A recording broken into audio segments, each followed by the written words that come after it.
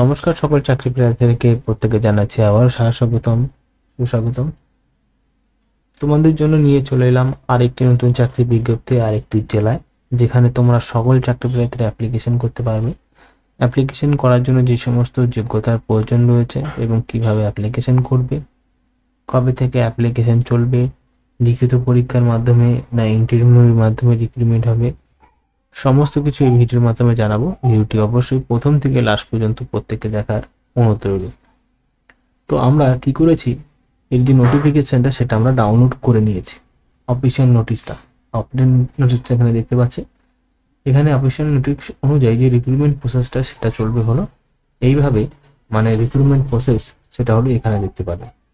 যেহেতু বীরভূম জেলাতে রিক্রুটমেন্ট করা হচ্ছে বোলপুর শ্রীনিকেতন ব্লক ডেভেলপমেন্ট অফিসে, শ্রীনিকেতন ডাকঘর, শ্রীনিকেতন পিন রয়েছে 731235, এখানে রিক্রুটমেন্ট করেছে এবং তাদের সাথে যদি কমিউনিকেশন করতে চান তাহলে তাদের যে ইমেল রয়েছে সেটাও দেওয়া হয়েছে।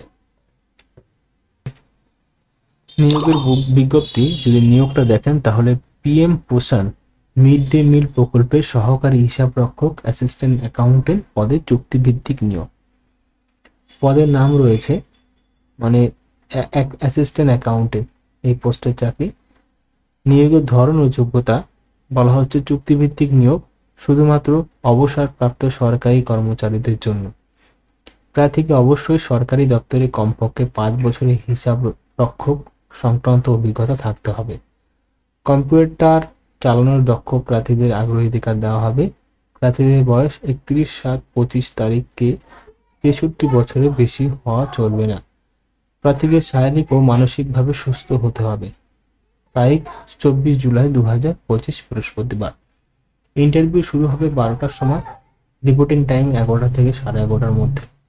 বেতন প্রতি মাসে 11,000 টাকা অথবা ফিনান্স ডিপার্টমেন্টে 2/5/2019 তারিখের মেমো নম্বর 3951F অনুযায়ী অন্য নিয়োগের ক্ষেত্রে নির্ধারিত বেতন যেটি কম হয় সেটি প্রযোজ্য হবে।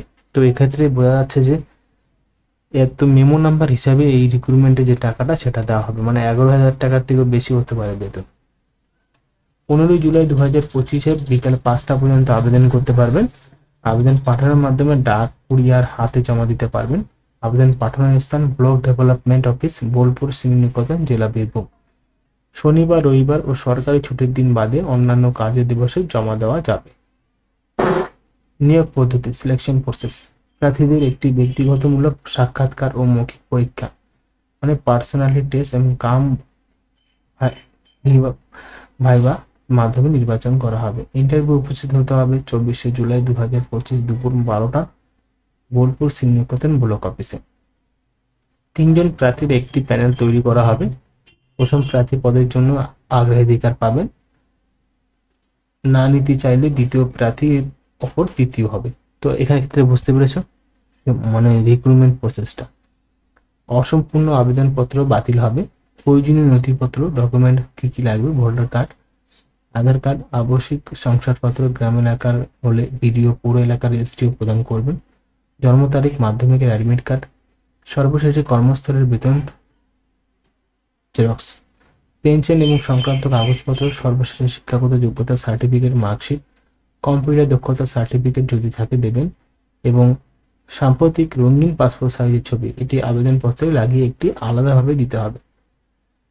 এবার দেখো এই কোন ডিপার্টমেন্ট থেকে এখানে রিক্রুটমেন্ট করছে এবং সমস্ত ডিপার্টমেন্টের অধিকর্তাদের নাম। আবেদন ফরম্যাট রয়েছে এখানে, যেরকম আবেদন ফরম্যাটটা পেয়ে যাবে, আমি আপনাদেরকে আবার দেখাচ্ছি। আবেদন ফরম্যাটটা এরকম হবে, দেখতে পাচ্ছ এরকম হবে আবেদন। এটাকে তোমরা কি করবে, প্রথমে একটা প্রিন্ট আউট বার করে নেবে। প্রিন্ট আউট বার করার পরে এখানে ফটো দেবে, বাবার নাম, মায়ের নাম যা পারবে লিখবে। ডেট অফ বার্থ, যদি মহিলা হয়ে থাকে অবসরপ্রাপ্ত মহিলা তাহলে তাদের হাজব্যান্ড নাম লিখতে ভুলবে না। ডেট অফ বার্থ, বয়স, date of retirement, government schemes, service, education qualification, computer knowledge, তারপরে যোগ্যতা, স্থায়ী ঠিকানা, বর্তমান ঠিকানা, মোবাইল নম্বর, সর্বশেষে পদবীর নাম, সর্বশেষে বেসিক বেতন, পিপিও নম্বর, তারিখ, মাসিক পেনশন। ঠিক আছে, স্বাক্ষর ও তারিখ সহ আবেদনপত্র জমা দিতে হবে। এই নিয়োগ বিজ্ঞপ্তি বিশেষভাবে অবসরপ্রাপ্ত অভিজ্ঞ সরকারি কর্মীদের জন্য এটি ভালো সুযোগ যারা আবার সমাজসেবামূলক কাজে যুক্ত হতে চান। মিড ডে মিল প্রকল্পের অংশ হিসাবে অর্থনৈতিক কার্যক্রমে দক্ষতা দেখাতে পারবেন এমন প্রার্থীর জন্য এটি একটি উৎকৃষ্ট পদ। যদি পারো অ্যাপ্লিকেশন করে দিও বা বাড়িতে কোনো গুরুজন থাকে তাদেরকে জানিয়ে দিও যারা অবসর করে গেছে সরকারি চাকরি পদের মধ্যে। ধন্যবাদ।